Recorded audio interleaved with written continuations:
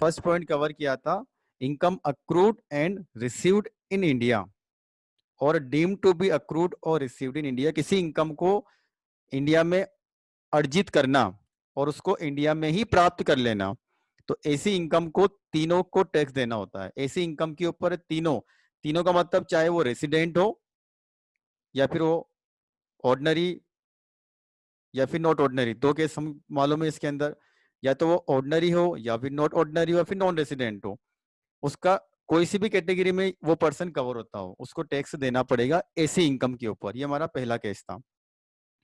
Second case में हमने देखा था इनकम अक्रूड और deemed to be accrued in India but received outside India.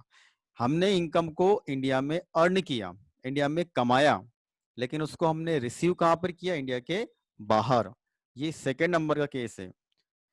ठीक है, तो इनकम अक्रूड इन इंडिया या फिर डीम्ड अक्रूड। अब डीम्ड का मतलब ये होता है कि कुछ ऐसे प्रोविजन हमको पढ़ने हैं जहां पर ये मान लिया जाता है, हमको क्लियर इसमें दिखाई नहीं देगा कि वो इनकम आपने इंडिया में कमाई, लेकिन वो कुछ ऐसी सिचुएशन हमारे सामने आती है जिससे हम उसको मान लेते हैं कि वो इनकम हमने इंडिया में कमा ली।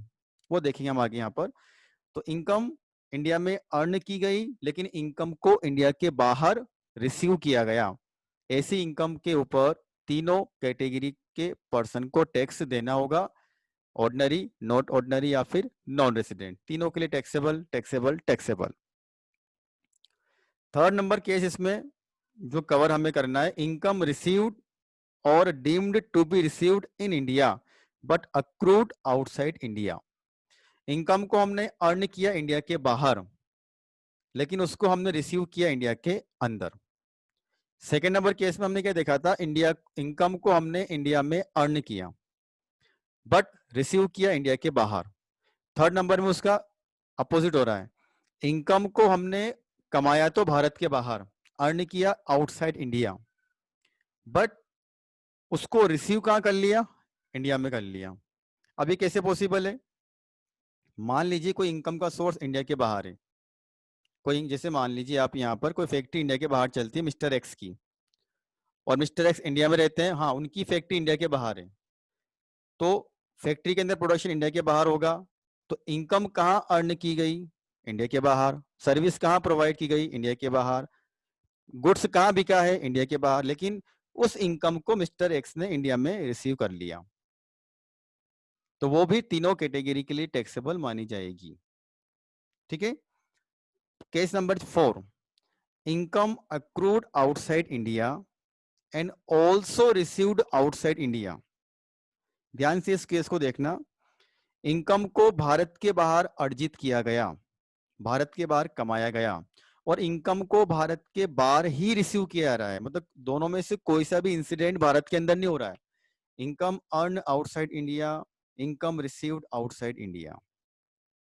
क्या समझना, income earn outside India, income received outside India, कमाया भी भारत के बाहर और प्राप्त भी भारत के बाहर ही किया। तो ऐसी इनकम के ऊपर ordinary resident and not ordinary resident को ही टैक्स देना होता है।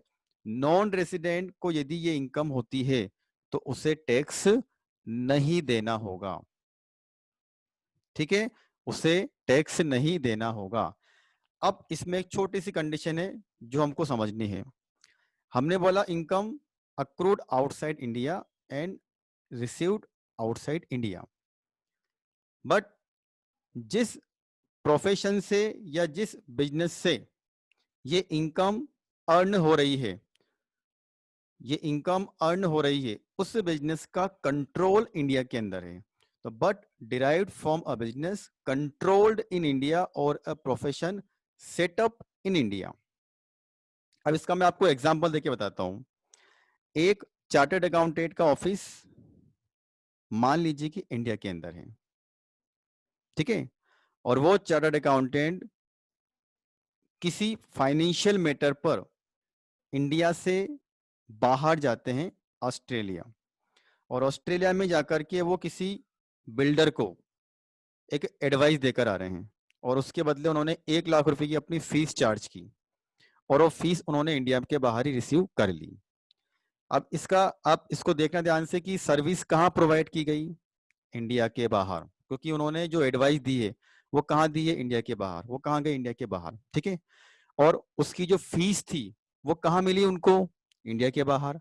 तो दोनों घटनाएं, दोनों इंसिडेंट कौन से, इनकम अर्न आउटसाइड इंडिया और इनकम रिसीव्ड आउटसाइड इंडिया, ये दोनों इंसिडेंट भारत के बाहर हो रहे हैं। लेकिन उन चार्टर्ड अकाउंटेंट का ऑफिस कहां पर है, कंट्रोल कहां पर है, इंडिया के अंदर। उसको बोलते हैं बिजनेस और प्रोफेशन कंट्रोल इन इंडिया और सेटअप इन इंडिया। ठीक है, आए समझ में। तो अगर ये केस कवर होता है तो ऐसी इनकम के ऊपर केवल 2 कैटेगरी के लोगों को टैक्स देना पड़ेगा, नॉन रेसिडेंट को टैक्स नहीं लगता है। अभी हम इसकी प्रैक्टिस करके देखेंगे। केस नंबर 5, केस नंबर 5 में ये बोला गया है इसमें यहाँ पर इनकम का सोर्स इंडिया के बाहर है, इनकम को इंडिया के बाहर ही रिसीव किया गया है और केस नंबर 4 में कवर नहीं है। अब केस नंबर 4 में कवर नहीं का मतलब ये है, उसको एग्जांपल से आप समझे। Income accrued outside India, income को भारत के बाहर कमाया गया, इनकम को भारत के बाहर प्राप्त किया गया, और बिजनेस भी भारत के बाहर है, बिजनेस का कंट्रोल भी भारत के बाहर है, प्रोफेशन भी भारत के बाहर है, सब कुछ इंडिया के बाहर है। क्योंकि केस नंबर 4 में यदि हम कवर होते हैं तो उसमें बिजनेस का कंट्रोल इंडिया में होना जरूरी है। तो केस नंबर 4 और केस नंबर 5 में जो डिफरेंस है वो आपको समझना है। केस नंबर 4 में बिजनेस या प्रोफेशन का सेटअप इंडिया में था, कंट्रोल इंडिया में था। लेकिन केस नंबर 5 में सेटअप भी इंडिया के बाहर रहा होगा, बिजनेस भी इंडिया के बाहर रहा होगा, कंट्रोल भी इंडिया के बाहर रहा होगा। ठीक है, इनकम का सोर्स इंडिया के बाहर, इनकम को रिसीव किया इंडिया के बाहर, बिजनेस इंडिया के बाहर, प्रोफेशन इंडिया के बाहर, सब कुछ आउटसाइड इंडिया। और जिस पर्सन का हम यहाँ पर कंप्यूटेशन बनाते हैं, मतलब कैलकुलेशन कर रहे हैं, यदि वो रेसिडेंट है और ऑर्डिनरी रेसिडेंट तो उसको टैक्स लगेगा। बाकी नॉट ऑर्डिनरी रेसिडेंट या फिर नॉन रेसिडेंट को ऐसी इनकम होती है केस नंबर 5 की, तो ऐसी इनकम के ऊपर उनको यहाँ पर टैक्स नहीं लगेगा। ठीक है, अब इसका लास्ट केस होता है यदि कोई इनकम जो किसी पर्सन ने विदेश में कमाई थी, जिसे हम बात करते हैं प्रीवियस ईयर हमारा चल रहा है अभी यहाँ पर 1920 से पहले किसी ईयर में कोई इनकम किसी पर्सन ने आउटसाइड इंडिया कमाई थी और 3 साल 4 साल के बाद वो व्यक्ति इंडिया के अंदर आ रहा है और अपने साथ में वो इनकम लेकर के आ गया। फॉर एग्जाम्पल 5 साल से मान लो कि मैं भारत के बाहर ही काम कर रहा हूँ, वहां पे मैंने इनकम को कमाया, इनकम को रिसीव कर लिया। अब आज प्रीवियस ईयर 1920 में मैं इंडिया आता हूँ और अपने साथ में वो इनकम लेकर आता हूँ। तो इस शब्द पे ध्यान देना, brought to India, foreign income relating to years preceding to the previous year. Previous year से पहले के गत वर्षों की कोई इनकम जो आपने विदेश में कमाई थी, विदेश में प्राप्त की थी, लेकिन आप उसको आज इंडिया लेकर आ रहे हो। देखो, एक तो होता है रिसीव्ड करना, रिसीव नहीं बोल रहा हूं मैं, लेकर आना, ब्रॉट टू इंडिया, अपने साथ लेकर आ गए। तो ऐसी इनकम के ऊपर किसी भी कैटेगरी के पर्सन को टैक्स नहीं देना होता है। ठीक है, तो ये 6 केस है और 6 केस आपको यहाँ पे याद रखने। एक बार हम फिर से इसको देख लेते हैं। Income accrued and received in India taxable to all assessees, सभी प्रकार के करदाताओं के लिए टैक्सेबल है।